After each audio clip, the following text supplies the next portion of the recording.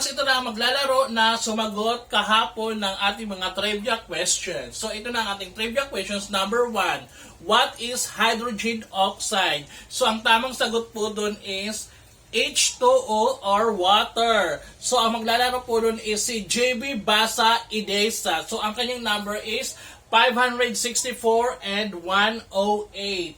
Tingnan po natin ang kanyang kapalaran mga kagwangs. 564 ito and 108. Since na wala ng 108, 107 na lang, wala ka nang magagawa.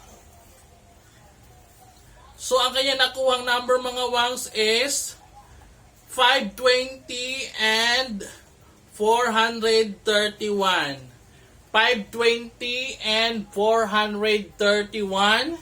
520 and 431. 520 and 431 is ligwak ganar ng ating player number 1 na si JB Basa Edesa. So, susunod nating trivia question is, what is chemical symbol of gold? So, ang tamang answer is AU. So, ang maglalaro po dun is si Raymart Diaz. So, ang kanyang number is 196 and 966. So, since wala tayong 966, ito na lang yung pinaka-last sa kanya is 593.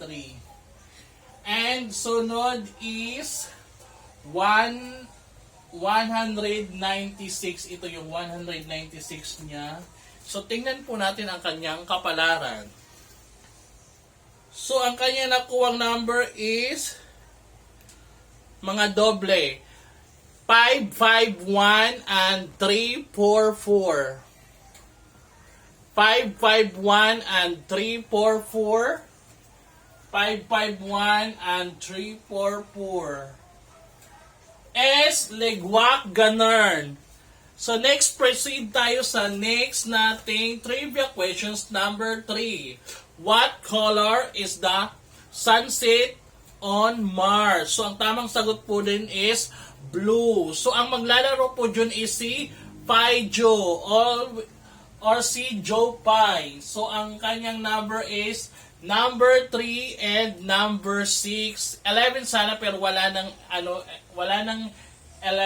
So, nag-proceed siya sa number 3 and number 6. So, tingnan po natin ang kanyang kapalaran mga wangs.